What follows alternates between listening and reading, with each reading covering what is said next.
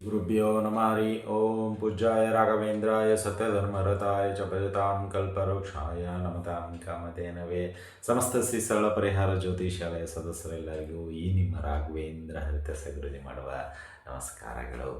ದೀಪಾವಳಿ ಭವಿಷ್ಯ 2025-26 ದ್ವಾದಶ ರಾಶಿಗಳಲ್ಲಿ 5ನೇ ರಾಶಿಯಾಗಿರ್ತಕ್ಕಂತಹ ಸಿಂಹರಾಶಿ.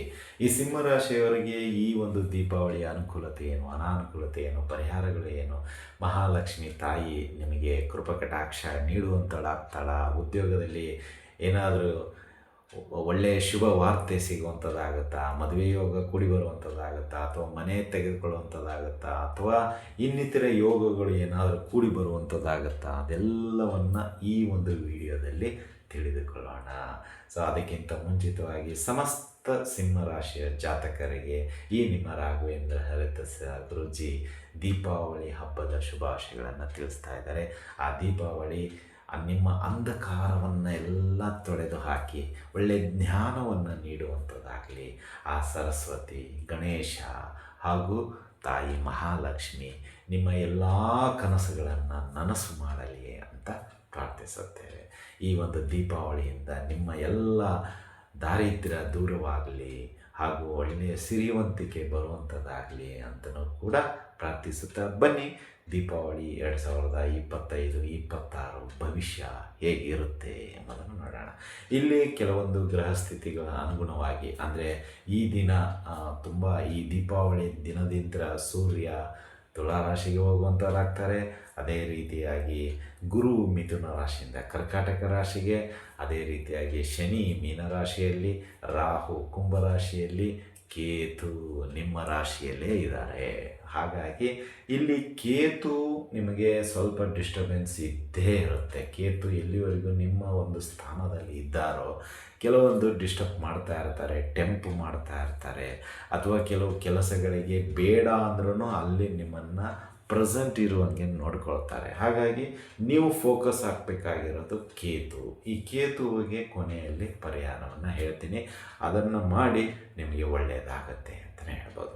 ಸೊ ಇಲ್ಲಿ ಈ ಒಂದು ದೀಪಾವಳಿ ಭವಿಷ್ಯ ಮೊದಲನೇದಾಗಿ ನೋಡೋದಾದರೆ ಆರ್ಥಿಕವಾಗಿ ನಿಮಗೆ ಅತ್ಯಂತ ಸೂಕ್ತ ಆದಾಯದ ಸಮಯ ಅಂತಲೇ ಹೇಳ್ಬೋದು. ಅಂದರೆ ಇಲ್ಲಿ ನಿಮಗೆ ಆರ್ಥಿಕದ ಮೂಲ ಯಾವ ರೀತಿಯಲ್ಲಿ ಇರುತ್ತೆ ಅಂದರೆ, ಮಾಡಿದ ಕೆಲಸಕ್ಕೆ ಬೋನಸ್ ರೀತಿಯಲ್ಲಿ ದುಡ್ಡು ಬರ್ತಾ ಇರುತ್ತೆ. ಅಂದರೆ ಈಗ ಉದಾಹರಣೆಗೆ 10 ರೂಪಾಯಿ ವ್ಯವಹಾರದಲ್ಲಿ ನೀವು ಮಾತಾಡಿಕೊಂಡಿದ್ದರೆ ನಿಮಗೆ ತಲುಪುವಂಥದ್ದು 10+2 ಅಂದರೆ 2 ರೂಪಾಯಿ ಎಕ್ಸ್ಟ್ರಾ ಸಿಗುವಂಥದ್ದಾಗುತ್ತೆ. ಈ ರೀತಿಯಲ್ಲಿ ಕೆಲವೊಂದು ಕೆಲಸಗಳಲ್ಲಿ ನೀವು ಆದಾಯವನ್ನು ಜಾಸ್ತಿ ಗಳಿಸುವಂಥವ್ರಾಗ್ತೀರಾ. ಸೊ ಈ ಒಂದು ದೀಪಾವಳಿಯಿಂದ ಸಣ್ಣ ಪುಟ್ಟ ಸಾಲಗಳು ಏನಿದೆ ಅದನ್ನು ಕ್ರಮೇಣವಾಗಿ ತೀರಿಸಲು ಸ್ಟಾರ್ಟ್ ಮಾಡ್ಕೊಳ್ತೀರಾ. ಉಳಿತಾಯ ಯೋಜನೆಯನ್ನು ಪ್ರಾರಂಭ ಮಾಡ್ತೀರಾ. ಪೋಸ್ಟ್ ಆಫೀಸ್ ಆಗಿರ್ಬೋದು, SB ಅಕೌಂಟ್ ಆಗಿರ್ಬೋದು, ಅಥವಾ ಇನ್ನಿತರ ನಾನಾ ರೀತಿಯ ಪಾಲಿಸಿಗಳು ಬೇಕಾದಷ್ಟಿದೆ. ಸೊ ಅದಕ್ಕೆ ಮನಸ್ಸು ಹೇಳ್ಕೊಂಡು ಹೋಗ್ತಾ ಇರುತ್ತೆ. ಸೊ ಮುಂದಿನ ದಿನಗಳಲ್ಲಿ ಯಾವೆಲ್ಲ ಭವಿಷ್ಯ ಕಾಲದಲ್ಲಿ ನಾನು ಸೇವ್ ಮಾಡಬೇಕು ಎಂಬುದು ಒಂದು ಸಣ್ಣ ಉಳಿತಾಯ ಯೋಜನೆಯನ್ನು ನೀವು ಮಾಡ್ಕೊಳ್ತಿದ್ದೀರಾ ಅಂತಲೇ ಹೇಳ್ಬೋದು. ಒಟ್ಟಿನಲ್ಲಿ ಆರ್ಥಿಕವಾಗಿ ಚೇತರಿಕೆ ಇದೆ, ಆದರೆ ಖರ್ಚುಗಳು ಮಾತ್ರ ಜಾಸ್ತಿ ಬರ್ತಾನೇ ಇರುತ್ತೆ. 10 ರೂಪಾಯಿ 10+2 ಬಂದ್ರೂ 15 ರೂಪಾಯಿ ಖರ್ಚು ಮಾಡುವಂಥದ್ದಾಗುತ್ತೆ. ಇನ್ನೂ 3 ರೂಪಾಯಿ ನೀವು ಎಕ್ಸ್ಟ್ರಾ ತಗೋಬೇಕಾಗುತ್ತೆ. ಅದೇ ರೀತಿಯಾಗಿ ಗುರುಗಳೇ ಮತ್ತು ಸೇವ್ ಹೇಗೆ ಮಾಡ್ತೀರಾ, ನೀವೇ ಹೇಳಿದ್ದೀರಾ ಉಳಿತಾಯ ಮಾಡ್ತೀರಾ ಅಂತೇಳಿ. ಈ 3 ರೂಪಾಯಿನ ಸಾಲ ಮಾಡ್ತಾ ಇದ್ದೀನಿ, ಇಲ್ಲಿ ಉಳಿತಾಯ ಎಲ್ಲಿ ಬಂತು ಅಂತೇಳಿದರೆ ಅದನ್ನೇ ನಿಮಗೆ ಈಗ ಹೇಳ್ತಾ ಇರೋದು.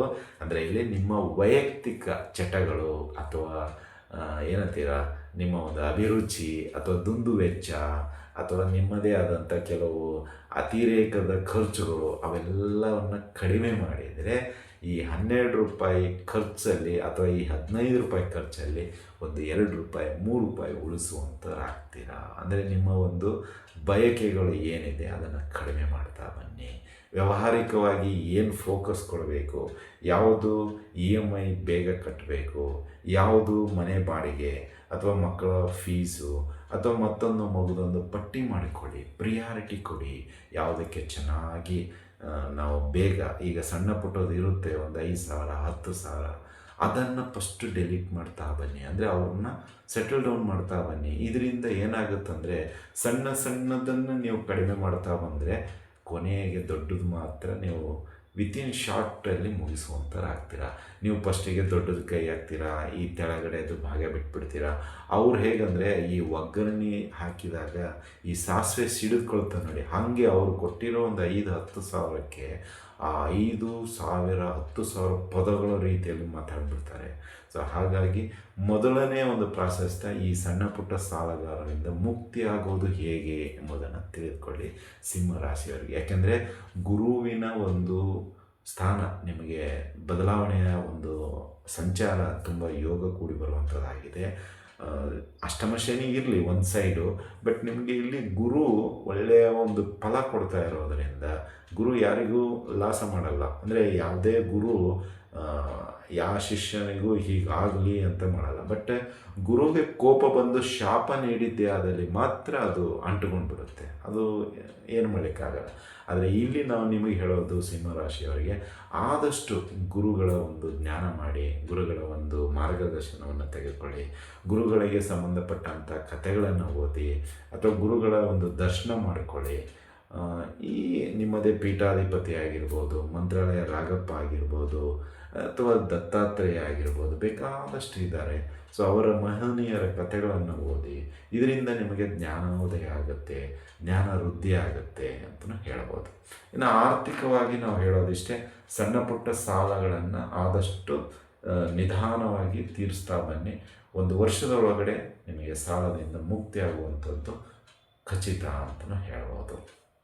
ಇನ್ನು ಅದೇ ರೀತಿಯಾಗಿ ಉದ್ಯೋಗ ವ್ಯಾಪಾರದಲ್ಲಿ ಅಂದರೆ ಒಂದು ಸ್ವಲ್ಪ ನಿಮಗೆ ಉದ್ಯೋಗದ ಕಿರಿಕಿರಿ ಜಾಸ್ತಿ ಇರುತ್ತೆ. ಯಾಕಂದರೆ ಇಲ್ಲಿ ಅಷ್ಟಮ ಶನಿ ಇರ್ತಾ ಇರೋದರಿಂದ ನಿಮಗೆ ಉದ್ಯೋಗದಲ್ಲಿ ನಾನಾ ರೀತಿಯ ತೊಂದರೆಗಳು ಬರುತ್ತೆ. ಒಂದು ರೀತಿಯಲ್ಲಿ ಯಾರೋ ಎತ್ತಿ ಕಟ್ಟಿ ನಿಮ್ಮ ಬಗ್ಗೆ ಅಪಹಾಸ್ಯ ಮಾಡೋ ರೀತಿಯಲ್ಲಿ ಅಥವಾ ಅಪನಂಬಿಕೆ ಬರುವ ರೀತಿಯಲ್ಲಿ ನೋಡಿಕೊಳ್ಳುವಂಥದ್ದಾಗುತ್ತೆ. ಮತ್ತು ನೀವು ನಂಬಿರತಕ್ಕಂತಹ ವೃತ್ತಿ ಕೆಲವೊಮ್ಮೆ ಅತಿರೇಕಕ್ಕೆ ಹೋಗಿ ಏನೋ ಎಡವಟ್ಟು ಆಗಿರುವಂಥದ್ದು ಉಂಟು. ನಿಮ್ಮ ಒಂದು ಅಹಮ್ಮು ಜಾಸ್ತಿ, ಕೋಪ ತಾಪದಿಂದ ಅದು ಇನ್ನೂ ಒಂದು ಸ್ವಲ್ಪ ಎಡವಟ್ಟಾಗಿರೋದುಂಟು.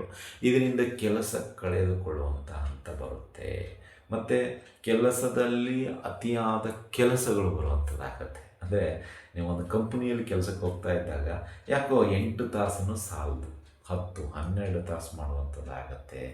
8ಕ್ಕೆ ಹೋದರೆ ರಾತ್ರಿ 8ಕ್ಕೆ ಬರುವಂಥದ್ದಾಗತ್ತೆ. ರೆಸ್ಟ್ ಸಿಗೋದಿಲ್ಲ, ಮನಸ್ಸಿಗೆ ಸ್ಟ್ರೆಸ್ ಆಗೋಗ್ಬಿಡುತ್ತೆ, ತುಂಬ ತೊಂದರೆಗಳು ನಾನಾಗೆ ತೊಗೊಂಡ ಅಂತ ಅನಿಸುತ್ತೆ. ಈ ಎಲ್ಲ ಭಾವನೆಗಳು ವೃತ್ತಿರಂಗದಲ್ಲಿ ಬರುವಂಥದ್ದಾಗುತ್ತೆ. ಇನ್ನು ವ್ಯಾಪಾರದಲ್ಲೇ ನಿಮಗೆ ಸ್ವಲ್ಪ ಅಡೆತಡೆಗಳು ಇದ್ದದ್ದೇ.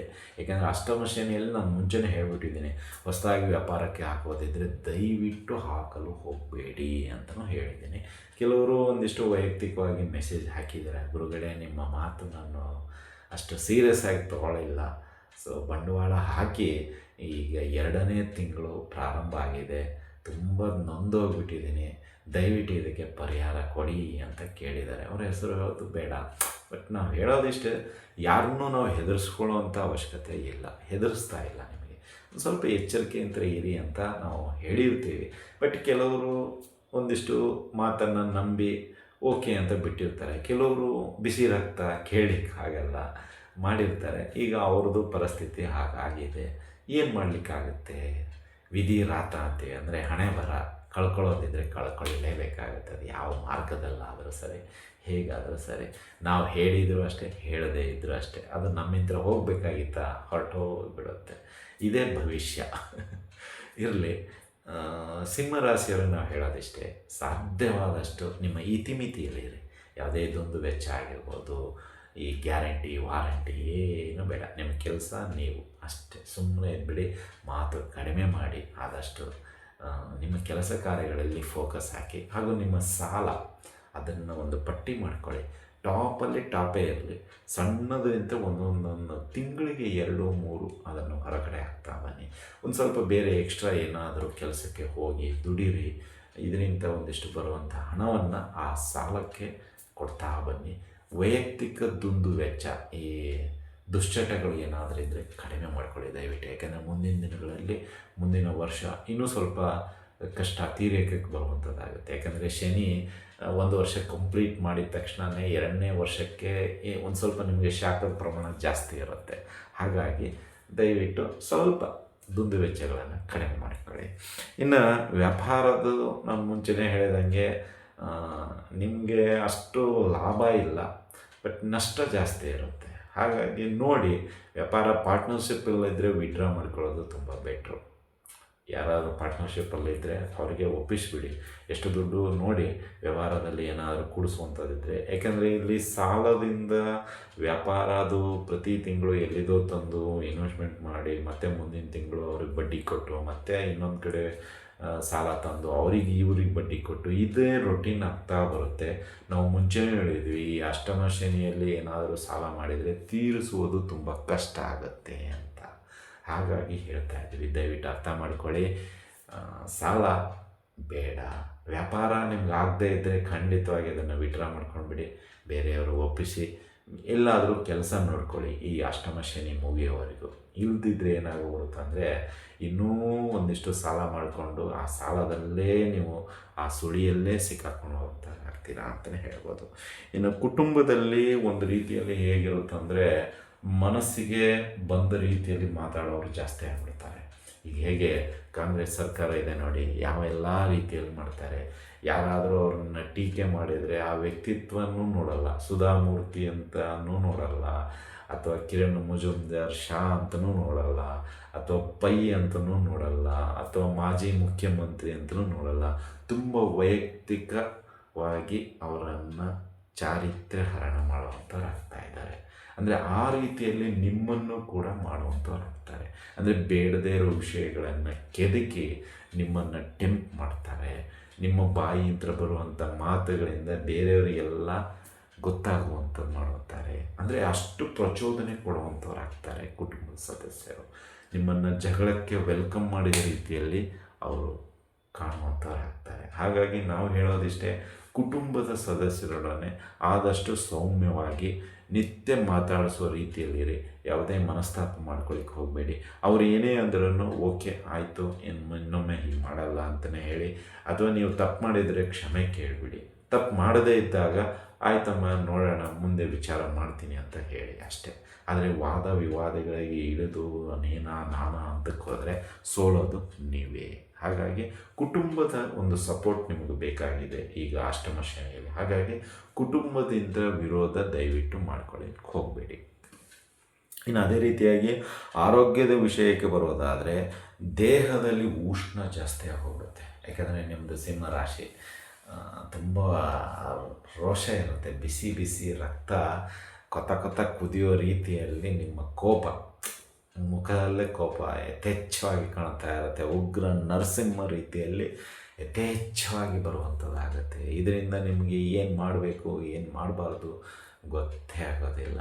ತುಂಬ ಕೆಲಸಗಳನ್ನು ಇದರಿಂದಲೇ ಕಳ್ಕೊಳ್ತೀರ. ಅಂದರೆ ಈ ಕೋಪದಿಂದ ನಿಮ್ಮ ವರ್ತನೆ ಯಾರಿಗೂ ಇಷ್ಟನೇ ಆಗೋದಿಲ್ಲ. ನನಗೆ ಯಾಕೆ ಬೈತೀಯ ಅಂತ ಕೇಳ್ತಾರೆ. ಅಥವಾ ಯಾರ್ಯಾರು ಏನೇನೋ ಮಾತಾಡಿದರೂ ನೀವು ಸುಮ್ಮನೆ ಕೂತ್ಕೊಳ್ಳೋದಿಲ್ಲ.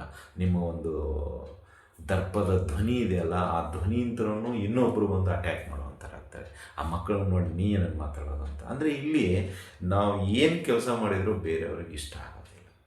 ಹಾಗಾಗಿ ನಾವು ಹೇಳೋದಿಷ್ಟೇ, ಯಾರಿಗೆ ಇಷ್ಟ ಆಗುತ್ತೋ ಬಿಡುತ್ತೋ, ನಿಮಗಿಷ್ಟ ಆಯಿತಾ ಅದನ್ನೇ ನಯವಾಗಿ ಮಾಡಿ, ಅಷ್ಟೇ ಸಾಕು. ಬೇರೆ ಒಬ್ಬರನ್ನ ಮೆಚ್ಚಿಸ್ಬೇಕು ಅನ್ನೋ ಒಂದು ಅವಶ್ಯಕತೆ ಬೇಡ. ಇಲ್ಲಿ ನಿಮಗೆ ನಿಯತ್ತಿಂತ ಈ ದಿನದ ಕೆಲಸ ಕರೆಕ್ಟಾಗಿ ಮಾಡ್ಕೊಂಡೋಗಿ. ಅದರಲ್ಲೂ ಈ ಒಂದು ದೀಪಾವಳಿ ಇದ್ದರೆ ನಿಮಗೆ ಶತ್ರುಗಳ ಕಾಟ ಜಾಸ್ತಿ ಆಗುತ್ತೆ. ಅಂದರೆ ಈ ಸಾಲಗಾರರ ಕಾಟ, ನಿಮಗೆ ಹಿತಶತ್ರುಗಳು, ಶತ್ರುಗಳು, ದೃಷ್ಟಿಶತ್ರುಗಳು, ರಾಜಶತ್ರುಗಳು, ಈ ರೀತಿಯಲ್ಲಿ ಸೈನಿಕ ಶತ್ರುಗಳು. ಅಂದರೆ ಸುತ್ತಮುತ್ತ ಅವರೆಲ್ಲ ನಮ್ಮಲ್ಲೇ ಇರ್ತಾರೆ. ದುಶ್ಮನ್ ಕಾ ಹೈ ಅಂದರೆ ಬಗಲ್ ಮೇ ಹೈ, ನಮಗೆ ನಮ್ಮ ಸುತ್ತಮುತ್ತಲೇ ಇರ್ತಾರೆ ಅವರು. ಎಲ್ಲ ಗೋಡೆಗಳು ಮಾತಾಡಿದ್ರೂ ಅವ್ರು ಕೇಳಿಸ್ಕೊಂಡು ನಾಳೆ ಬಂದು ನಿಮ್ಮನ್ನು ಅಟ್ಯಾಕ್ ಮಾಡ್ತಾರೆ. ಅಂದರೆ ಆ ರೀತಿಯಲ್ಲಿ ಶತ್ರುಗಳು ನಿಮಗೆ ಈ ಒಂದು ದೀಪಾವಳಿಯ ನಂತರ ಕಾಡುವಂಥವ್ರಾಗ್ತಾರೆ. ಹಾಗಾಗಿ ನಾವು ಹೇಳೋದಿಷ್ಟೇ, ಸೌಮ್ಯವಾಗಿರಿ. ಯಾರು ಏನು ಮಾತಾಡಿದ್ರೂ ಮಾತಾಡ್ಲಿಕ್ಕೆ ಹೋಗಬೇಡಿ. ಮಾತಾಡಿದರೆ ತಾನೇ ನಿಮಗೆ ಶತ್ರುಗಳು ಉಟ್ಕೊಳ್ಳೋದು. ಹಾಗಾಗಿ ಬೇಡ ಅಷ್ಟೇ. ಅವ್ರು ಏನಾದರೂ ಅಂದ್ರೆ ಸರಿಯಪ್ಪ ದೇವ್ರು ನೋಡ್ಕೊಳ್ತಾನೆ ಬಿಡು, ಆಯಿತು, ನಾನು ತಪ್ಪು ಮಾಡಿದರೆ ನನಗೆ ಶಿಕ್ಷೆ ಇರಲಿ, ನಿಮ್ಗೆ ದೇವ್ರು ಒಳ್ಳೇದು ಮಾಡಲಿ, ಅಷ್ಟೇ ಸಾಕು. ಈ ಒಂದು ವಾಕ್ಯವನ್ನು ನೀವು ಸದಾ ನೆನಪಿನಲ್ಲಿ ಇಟ್ಕೊಳ್ಳಿ. ಅಥವಾ ಕೋಪ ತುಂಬ ಬಂತ 1 ನಿಂದ 10ರವರೆಗೆ ಕೌಂಟ್ ಮಾಡಿ ಮುಷ್ಟಿಯನ್ನು ಹಿಂಗೆ ಬಿಗಿ ಹಿಡೀರಿ. ಅಷ್ಟೇ ಸಾಕು. 1 2 3 4 5 6 7 8 9 10 ಹಿಂಗೆ ಬಿಗಿ ಹೇಳೋದ್ಬಿಡಿ. ಆದಷ್ಟು ಕಂಟ್ರೋಲಿಗೆ ಬರುತ್ತೆ ಕೋಪ. ಯಾಕಂದರೆ ಈ ಕೋಪ ಅಷ್ಟು ಒಳ್ಳೆಯದಲ್ಲ. ಯಾರು ಇವತ್ತು ನಾಳೆ ಕೋಪ ಕೇಳೋದೇ ಇಲ್ಲ, ಮಕ್ಕಳೇ ಕೇಳೋದಿಲ್ಲ, ಇನ್ನು ಹೊರಗಿನವ್ರು ಯಾಕೆ ಕೇಳ್ತಾರೆ? ಹಾಗಾಗಿ ಸಿಂಹರಾಶಿಯವರು ಸಾಧ್ಯವಾದಷ್ಟು ಕೋಪವನ್ನು ಕಂಟ್ರೋಲ್ ಮಾಡಿಕೊಳ್ಳಿ. ಇನ್ನು ನಕ್ಷತ್ರವಾರು ಅಥವಾ ಈ ಆರೋಗ್ಯದ ಸಮಸ್ಯೆ ಒಂದು ಹೇಳಬೇಕಾಗಿತ್ತು. ಆರೋಗ್ಯದಲ್ಲಿ ನಿಮಗೆ ಹೇಳೋದಾದರೆ ತಲೆ ಬಿಸಿ ಜಾಸ್ತಿ ಆಗುತ್ತೆ, ಹೆಡ್ಡೇಕ್ ಇದು ನಿತ್ಯ ನಿರಂತರ. ನಿಮಗೆ ಒಂದು ರೀತಿಯಲ್ಲಿ ಮನಸ್ಸು ನೆಮ್ಮದಿ ಇಲ್ಲದೆ ಇರೋದಕ್ಕೆ ಮೊದಲನೇ ಕಾರಣ ಈ ಹೆಡ್ಡೇಕ್ ಅತಿಯಾಗಿ ಕಾಣುತ್ತೆ. ಯಾಕೆ ಅಂತ ಹೇಳಿದ್ರೆ ಅತಿ ಯೋಚನೆ, ತುಂಬ ಯೋಚನೆ ಮಾಡಿಬಿಡ್ತಾ ಇದ್ದೀರಾ. ಯೋಚನೆಗೆ ಅದು ಲಿಮಿಟೇ ಇಲ್ಲ, ಅನ್ಲಿಮಿಟೆಡ್. ಎಷ್ಟು ಬೇಕಾದಷ್ಟು ಯೋಚನೆ ನಾನೇ ಮಾಡ್ತೀನಿ ಅನ್ನೋ ಹಂಗೆ ಅದೇನೋ ಹೇಳ್ತಾರಲ್ಲ, ಕಾಂಟ್ರಾಕ್ಟ್ ತೊಗೊಂಡೋ ರೀತಿಯಲ್ಲಿ ನೀವೇ ಎಲ್ಲ ನನ್ನ ಮೇಲೆ ಬೀಳುವಂಗೆ ನೋಡ್ಕೊಂಡ್ಬಿಡ್ತೀರ. ಸೊ ಇದರಿಂದ ತೊಂದರೆ ನೀವೇ ಸಿಕ್ಕಾಕೊಂಡ್ಬಿಡ್ತೀರ.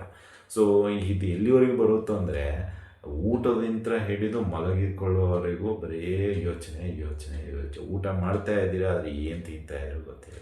ನಿದ್ದೆ ಮಾಡ್ತಾ ಇದ್ದೀರಾ, ಆದರೆ ಯಾವಾಗ ಮಾಡ್ತಾ ಇದ್ದೀರೋ ಗೊತ್ತಿಲ್ಲ. ಹಗಲು ನಿದ್ದೆನೋ, ರಾತ್ರಿ ನಿದ್ದೆನೋ, ಬೆಳಗಿನ ಜಾವದ ನಿದ್ದೆನೋ ಗೊತ್ತೇ ಇಲ್ಲ. ಅಂದರೆ ಎಲ್ಲರೂ ಕೆಲಸ ಮಾಡುವಾಗ ನೀವು ಮಲ್ಕೊಳ್ತೀರ, ಎಲ್ಲರೂ ಮಲ್ಕೊಂಡಾಗ ನೀವು ಕೆಲಸ ಮಾಡ್ತೀರ. ಅಂದರೆ ಉಲ್ಟಾ ಪಲ್ಟನೂ ಆಗುತ್ತೆ ಕೆಲವೊಮ್ಮೆ. ಆ ರೀತಿಯಲ್ಲೆಲ್ಲ ಈ ಸಿಂಹರಾಶಿಯವರಿಗೆ ಸಿಗ್ತಾ ಇದೆ. ಬಟ್ ಒಂದೇನೆಂದರೆ ನಿಮಗೆ ಈ ಒಂದು ಬೆನ್ನು ನೋವು, ಕತ್ತು ನೋವು, ಹಲ್ಲು ನೋವು, ಈ ನೋವುಗಳು ಜಾಸ್ತಿ ಕಾಣುವಂಥ ಹೊಟ್ಟೆ ನೋವು, ಇದು ತುಂಬ ಹೊಟ್ಟೆ ನೋವಂತೂ ತುಂಬ. ಯಾಕಂದರೆ ಗ್ಯಾಸ್ಟ್ರಿಕ್ಕು ತುಂಬ ಆಗ್ತಾಯಿದೆ. ಮೊದಲೇ ಹೀಟು ಬಾಡಿ, ಈ ಹೀಟು ಜೊತೆಗೆ ಇದು ಒಂದು ಹೀಟು ಅಜೀರ್ಣ. ಸೊ ಹೀಗಾಗಿ ಆದಷ್ಟು ಸಿಂಹರಾಶಿಯವರಿಗೆ ತುಂಬ ಬರ್ತಾ ಇದೆ ಜಾತಕ. ಮೊನ್ನೆ ನಾವು ಈ ಅಷ್ಟಮ ಶನಿ ಹೇಳಿದ ನಂತರ ತುಂಬ ಬಂದಿದೆ. ಸೊ ಎಲ್ಲರದು ಒಂದೇ, ನಾನು ಸಾಲದಿಂತ ಯಾವಾಗ ಮುಕ್ತಿ ಆಗ್ತೀನಿ ಗುರುಗಳೇ ಅಂತ. ಬಟ್ ಇಲ್ಲಿ ಅಷ್ಟಮ ಶನಿ ಇದೆಯಲ್ಲ, ಅದಕ್ಕೆ ಹೇಳಿದ್ದು ನಿಮಗೆ ಮುಂದೆ ಸಾಲ ಮಾಡಬೇಡಿ ಅಂತ ಹೇಳಿದ್ರು. ಯಾರು ಕೇಳ್ತಾ ಇಲ್ಲ ಅಂತ ಅನಿಸ್ತಾ ಇದೆ. ಮಾಡ್ತಾ ಇದ್ದೀರಾ, ಮತ್ತು ನಮ್ಮನ್ನೇ ಕೇಳ್ತೀರಾ. ನಾವಾದರೆ ಏನು ಮಾಡೋದು? ಇರಲಿ, ನಿಮ್ಮ ಒಂದು ಮನವಿಯ ಮೇರೆಗೆ ನಾವು ಹೇಳೋದಿಷ್ಟೇ, ಸಾಲದಿಂದ ಮುಕ್ತಿಯಾಗಲು ಒಂದೇ ಒಂದು ಪರಿಹಾರ ಅಂತ ಹೇಳಿದರೆ, ನಿತ್ಯ ನೀವು ಮಹಾಲಕ್ಷ್ಮೀ ದೇವಿಯ ಸ್ತೋತ್ರವನ್ನು ಪಠಣೆ ಮಾಡಿ, ಆ ಮಹಾಲಕ್ಷ್ಮಿಗೆ ಸಂಬಂಧಪಟ್ಟಂತಹ ಒಂದಿಷ್ಟು ಪೂಜೆ ಪುನಸ್ಕಾರಗಳನ್ನು ಮಾಡಿ, ಹಾಗೂ ನಿತ್ಯ ಸಾಧ್ಯವಾದಷ್ಟು 1 ರೂಪಾಯಿ ಆಗಿರಲಿ ದೇವರ ಕಾಣಿಕೆಯಾಗಿ, ಲಕ್ಷ್ಮೀ ದೇವಿಯಾಗಿರ್ಬೋದು, ಅಮ್ಮನವರ ದೇವಿಯಾಗಿರ್ಬೋದು, ಹುಂಡಿಯಲ್ಲಿ ದುಡ್ಡು ಹಾಕಬೇಡಿ. ಅಷ್ಟೇ, 1 ರೂಪಾಯಿನೇ ಇರಲಿ. ನಮಗೆ ಇವತ್ತು 1 ರೂಪಾಯಿ ಕೊಟ್ಟಿದ್ದಾನೆ ಅಥವಾ ಅಮ್ಮ ತಾಯಿ ಶಕ್ತಿ ಕೊಟ್ಟಿದ್ದಾಳೆ ಅಂತೇಳಿ ಹಾಕಿ ಬನ್ನಿ, ನೋಡಿ ಬದಲಾವಣೆ ನಿಮ್ಮಲ್ಲೇ ಕಾಣುವಂಥದ್ದಾಗುತ್ತೆ. ಅದು ಎಂಥದ್ದೇ ಸಾಲ ಇರಲಿ, ಕ್ರಮೇಣವಾಗಿ ತೀರುವಂಥದ್ದಾಗುತ್ತೆ. ಗುರುಗಡೆ ನಾ 10 ದಿನ ಹಾಕಿದೆ, ನನಗೇನು ಕಾಣಿಸ್ತಾ ಇಲ್ಲ ಅಂತ ಮೆಸೇಜ್ ದಯವಿಟ್ಟು ಹಾಕಬೇಡಿ. ಏಕೆಂದರೆ ಪ್ರೊಸೆಸಿಂಗ್ ತಗೊಳ್ತಾ ಇರುತ್ತೆ, ಟೈಮ್ ಬೇಕು, ನಿಧಾನವಾಗಿ ಆಗುತ್ತೆ. ಭಾರ ಕಡಿಮೆ ಆಗುತ್ತೆ. ಭಾರ ಮೂಟೆ ಹೊತ್ಕೊಂಡಿರ್ತೀವಿ, ತಳಗಳೇ ಇಳಿಸಿದಾಗ ಏನು ಅನಿಸುತ್ತೆ, ಒಂದು ಸ್ವಲ್ಪ ರಿಲ್ಯಾಕ್ಸ್ ಆಗುತ್ತಲ್ಲ. ಆ ರೀತಿಯಲ್ಲಿ ಹುಂಡಿಗೆ 1 ರೂಪಾಯಿ ಹಾಕ್ತಾ ಬಂದಾಗ ಏನಾಗುತ್ತೆ ಅಂದರೆ ಮನಸ್ಸಿನಲ್ಲಿರ್ತಕ್ಕಂಥ ದ್ವಂದ್ವಗಳು ಏನಿದೆಯಲ್ಲ ಅದು ಕಡಿಮೆ ಆಗುತ್ತೆ. ಮತ್ತು ಆದಾಯವನ್ನು ಹೇಗೆ ಹುಡುಕೊಂಡು ಹೋಗಬೇಕೆಂಬ ಒಂದು ಮಾರ್ಗ ಸಿಗುವಂಥದ್ದಾಗುತ್ತೆ ಅಂತಲೇ ಹೇಳ್ಬೋದು. ಇನ್ನು ನಕ್ಷತ್ರವಾರು ನೋಡೋದಾದರೆ ಮಖ ನಕ್ಷತ್ರ, ಇವರಿಗೆ ಉದ್ಯೋಗದಲ್ಲಿ, ಜೀವನದಲ್ಲಿ ತುಂಬ ತೊಂದರೆಗಳಿರುತ್ತೆ. ಉದ್ಯೋಗ ಸಿಗೋದು ಕಷ್ಟ ಆಗಿಬಿಡುತ್ತೆ, ಸಿಕ್ಕಿರೋದನ್ನು ಕಳ್ಕೊಂಡ್ಬಿಡ್ತೀರ ಮಖ ನಕ್ಷತ್ರದವರು. ಇನ್ನು ಜೀವನ ತುಂಬ ಬೇಜಾರಾಗೋಗ್ಬಿಡುತ್ತೆ, ಕಣ್ಣೀರು ತರುವಂಥದ್ದು ಆಗುತ್ತೆ. ಹೆಣ್ಣು ಮಗು ಆದರೆ ತಡ್ಕೊಳ್ಳಿಕ್ಕೆ ಆಗೋದಿಲ್ಲ ಪಾಪ, ತುಂಬ ಪ್ರೆಷರು, ಸ್ಟ್ರೆಸ್ಸು ಯಾವ ರೀತಿಯಲ್ಲಿ ಇರುತ್ತಂದರೆ ಊಟ ಮಾಡಬೇಕಾದ್ರೂ ಕಣ್ಣೀರು ಹಾಕುವಂಥದ್ದಾಗುತ್ತೆ. ಅಂದರೆ ಅಷ್ಟು ದುಃಖ ಈ ಮಖ ನಕ್ಷತ್ರದವರಿಗೆ. ಸೊ ಹಾಗಾಗಿ ಇಲ್ಲಿ ಒಂದು ನಿಮಗೆ ಈ ಅಷ್ಟಮ ಶನಿ ತುಂಬ ಬಟ್ಟೆ ಒಗೆದ ರೀತಿಯಲ್ಲೇ ರುಬ್ಬಿ ಹಾಕಿಬಿಡ್ತಾನೆ ಮಖ ನಕ್ಷತ್ರದವರು. ಸ್ವಲ್ಪ ಹುಷಾರಾಗಿರಿ. ಆದಷ್ಟು ಮಖ ನಕ್ಷತ್ರದವರು ಸ್ವಲ್ಪ ಶನಿದೇವರ ಆರಾಧನೆ, ಶನಿದೇವರ ಮಂತ್ರವನ್ನು ಪಠಣೆ ಮಾಡಿ ಒಳ್ಳೆಯದಾಗತ್ತೆ. ಇನ್ನು ಪೂರ್ವ ಪಾಲ್ಗುಣಿ ನಕ್ಷತ್ರದ ಬಗ್ಗೆ ಹೇಳೋದಾದರೆ ಕುಟುಂಬದ ಜೊತೆಗೆ ಒಂದು ಸ್ವಲ್ಪ ವಾದ ವಿವಾದಗಳು, ಘರ್ಷಣೆ ನಡೆಯುವಂಥದ್ದಾಗತ್ತೆ. ಆದಾಯ ಆಗಿರ್ಬೋದು ಅಥವಾ ಆಸ್ತಿಗೆ ಸಂಬಂಧಪಟ್ಟಂಥದ್ದಾಗಿರ್ಬೋದು. ಸ್ವಲ್ಪ ಈ ತಂದೆ ತಾಯಿಗಳ ವಿಷಯಗಳ ಅನುಗುಣವಾಗಿ ಆಗಿರ್ಬೋದು, ಅಂದರೆ ಈ ಅಣ್ಣ ತಮ್ಮ ನೀನಿಟ್ಕೋ ನಾನಿಟ್ಕೋ ಅಂತ ಈ ಎಲ್ಲ ವಿಷಯಗಳಿಗೆ, ಸಣ್ಣ ಪುಟ್ಟ ವಿಷಯಗಳಿಗೂ ಜಗಳ ತೆಗೆಯುವಂಥರಾಗ್ತಾರೆ ಈ ಪೂರ್ವ ಫಾಲ್ಗುಣಿ ನಕ್ಷತ್ರದವರು. ಇನ್ನು ಅದೇ ರೀತಿಯಾಗಿ ಆರ್ಥಿಕವಾಗಿ ತುಂಬ ಜಗಳಾಟ ಆಗಿಬಿಡ್ತೀರ, ಪ್ರತಿಯೊಂದಕ್ಕೂ ಜಗಳ ಮಾಡ್ತೀರಾ. ಸೊ ಇಲ್ಲಿ ಏನಾಗುತ್ತೆ ಅಂದರೆ ನಿಮ್ಮ ಸಂಬಂಧಗಳು ದಿನದಿಂದ ದಿನಕ್ಕೆ ದೂರ ಆಗುವಂಥದ್ದಾಗತ್ತೆ ಅಂತಲೇ ಹೇಳ್ಬೋದು.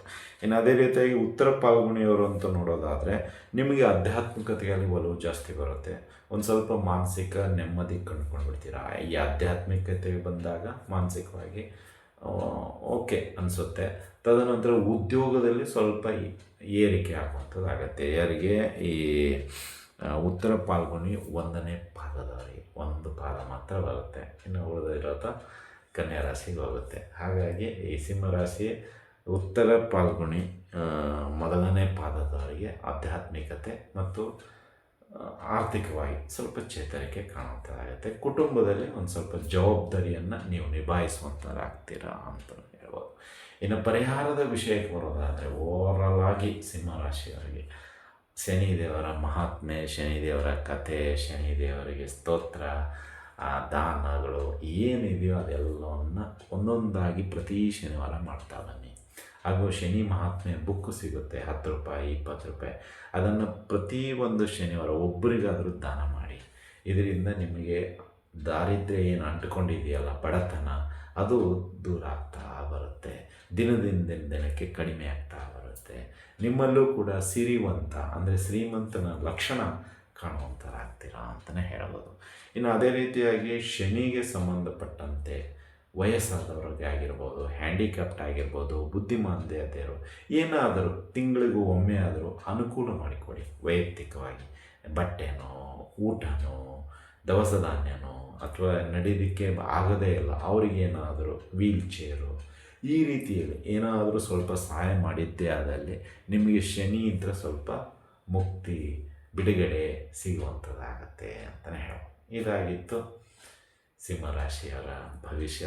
ತುಂಬ ಬೇಜಾರದಲ್ಲಿ ಇದ್ದೀರಾ ಗೊತ್ತಾಗುತ್ತೆ, ಬಟ್ ಏನು ಮಾಡಲಿಕ್ಕಾಗಲ್ಲ. ಅಷ್ಟಮ ಶನಿ ಆ ರೀತಿಯಲ್ಲಿ ಇರುತ್ತೆ. ನಾವು ಕೆಲವೊಮ್ಮೆ ಏನಾಗುತ್ತಂದರೆ ವಿಧಿ ರಾತಲು ಅಂತಲೇ ಹೇಳ್ತಾರೆ ತೆಲುಗಲ್ಲಿ, ಅಂದರೆ ಹಣೆ ಬರೋಕ್ಕೆ ಹೊಣೆ ಯಾರು ಅಂತ. ಆ ರೀತಿಯಲ್ಲಿ ಏನೂ ಮಾಡಲಿಕ್ಕಾಗಲ್ಲ. ಕೆಲವೊಂದು ಇದೆಲ್ಲ ಗೋಚಾರ ಫಲ, ಇದು 70% ಇದ್ದೇ ಇರುತ್ತೆ. ಗ್ರಹಚಾರ ಫಲ ಅಂತೇಳಿದರೆ ನಿಮ್ಮ ಜಾತಕ್ಕೆ ಅನುಗುಣವಾಗಿ ಏನಾದರೂ ಶನಿ ಒಳ್ಳೆಯ ಸ್ಥಾನದಲ್ಲಿದ್ದು ಒಳ್ಳೆಯ ಫಲಗಳನ್ನೇ ಕೊಡ್ತಾನೆ. ಬಟ್ ಶನಿ ಸಾಧ್ಯವಾದಷ್ಟು ಒಳ್ಳೆಯ ಸ್ಥಾನದಲ್ಲಿ ಇರೋದಿಲ್ಲ. ಈ ಅಷ್ಟಮ ಶನಿ ಬಂದಾಗೆ, ಅಥವಾ ಸಾಡೆಸ ಶನಿ ಬಂದಾಗೆ, ಪಂಚಮ ಶನಿ, ಅರ್ಧಾಷ್ಟಮ ಶನಿ, ಈ ಒಂದಲ್ಲ ಒಂದು ನಾವು ಎಡವಟ್ಟು ಮಾಡೇ ಮಾಡ್ತೀವಿ. ಅದು ಬಲವಾಗಿ ತೊಗೊಂಡ್ಬಿಡ್ತಾನೆ, ಎಂತೆಂಥವ್ರಿಗೆ ಏನೇನೋ ತೊಂದರೆ ಕೊಟ್ಟಿದ್ದಾನೆ. ಉದಾಹರಣೆಗೆ ಎಲ್ಲಿ ಬೇಕಾದಷ್ಟಿದೆ ನಿಮಗೆ. ಇದೀಗ ಮುಖ್ಯಮಂತ್ರಿ ಕುಮಾರಸ್ವಾಮಿ ಅವರು ಸಡನ್ನಾಗಿ ಅಧಿಕಾರ ಕಳ್ಕೊಂಡ್ಬಿಟ್ರು. ಆವಾಗ ಅವರಿಗೂ ಅರ್ಧ ಏನಂತೀರ ಅಷ್ಟಮ ಶನಿ ಕಾಡ್ತಾನೇ ಇತ್ತು. ಸೊ ಹೀಗೆ ಒಂದೊಂದು ನಡೀತಾನೆ ಇರುತ್ತೆ, ಎಂಥವನಿಗಾದರೂ ಇಳಿಸ್ಬಿಡುತ್ತೆ. ಸೊ ಅದು ಶನಿನೇ ಕಾರಣ. ಒಂದು ವ್ಯಕ್ತಿ ಗಟ್ಟಿಯಾಗಲಿಕ್ಕೂ ಶನಿ ಕಾರಣ, ಒಂದು ವ್ಯಕ್ತಿ ಟೊಳ್ಳಾಗಲಿಕ್ಕೂ ಶನಿ ಕಾರಣ. ಹಾಗಾಗಿ ಇರಲಿ, ಮುಂದಿನ ದಿನಗಳು ನಿಮಗೂ ಒಂದು ಗಟ್ಟಿತನ ಅಥವಾ ಸಿಂಹ ಯಾವ ರೀತಿಯಲ್ಲಿರುತ್ತೆ ಆ ದಿನ ಹತ್ತಿರದಲ್ಲೇ ಇದೆ. ಸ್ವಲ್ಪ ತಾಳ್ಮೆ ಇರಲಿ ಅಂತಲೇ ನಾವು ಕೇಳ್ತಾ ಇರೋದು. ತುಂಬ ಲೆಂತಿ ಆಗ್ತಾ ಇದೆ, 24 ನಿಮಿಷ ಆಗ್ಲಿಕ್ಕೆ ಬಂದಿದೆ. ಇರಲಿ, ನಮ್ಮವರಿಗಾಗಿ ನಾವು ನಿಮಗೆ ಒಂದಿಷ್ಟು ಉಪದೇಶವನ್ನು ಕೊಡೋದರಿಂದ ಶನಿ ಮಹಾರಾಜ ನಿಮಗೆ ಇನ್ನೂ ಒಂದಿಷ್ಟು ಅನುಕೂಲ ಮಾಡಲಿ ಅಂತ ಪ್ರಾರ್ಥನೆ ಮಾಡ್ತಿದ್ದೀವಿ. ದಯವಿಟ್ಟು ನಿಮಗೆ ಇಷ್ಟ ಆಗಿದ್ದರೆ ಮಾತ್ರ ಲೈಕ್ ಮಾಡಿ, ಆದರೆ ಇಷ್ಟ ಆಗಿದ್ದರೆ ಬೇಡ. ತುಂಬ ಬೇಜಾರಾಗಿದ್ದರೂ ಬೇಡ. ನಿಮಗೆ ಇಷ್ಟ ಆಗಿದ್ದರೆ ಲೈಕ್ ಮಾಡಿ, ಜಾಸ್ತಿ ಇಷ್ಟ ಆಗಿದ್ದರೆ ಶೇರ್ ಮಾಡಿ. ಹಾಗೂ ನಮ್ಮ SSB ಯೂಟ್ಯೂಬ್ ಚಾನಲನ್ನು ಬೆಂಬಲಿಸಿ ಸಬ್ಸ್ಕ್ರೈಬ್ ಮಾಡಿಕೊಳ್ಳಿ ಅಂತ ಕೇಳುತ್ತಾ ಇಲ್ಲಿಗೆ ವಿಷಯ ಮುಗಿಸ್ತಾ ಇದ್ದೀವಿ. ಮತ್ತೊಮ್ಮೆ ಸಮಸ್ತ ಸಿಂಹರಾಶಿಯವರಿಗೆ ದೀಪಾವಳಿ ಹಬ್ಬದ ಶುಭಾಶಯಗಳು. ಈ ದೀಪಾವಳಿ ಒಂದು ರೀತಿಯಲ್ಲಿ ಅಂಧಕಾರವನ್ನು ದೂರ ಮಾಡಿ ಜ್ಞಾನವನ್ನು ಸಂಪಾದನೆ ಮಾಡುವಂಥದ್ದಾಗಿರಲಿ, ಹಾಗೂ ನಿಮ್ಮ ಎಲ್ಲ ವೈಯಕ್ತಿಕ ಆಶೆ ಆಕಾಂಕ್ಷೆಗಳು ಈಡೇರಿಸುವಂಥದ್ದಾಗಲಿ ಅಂತ ಪ್ರಾರ್ಥಿಸುತ್ತಾ ಶುಭವಾಗಲಿ. ಶುಭಮಸ್ತು, ಶುಭಂ ಭಯಾತ್. ಸರ್ವೇ ಜನಃ ಸುಖಿನೋ ಭವಂತು.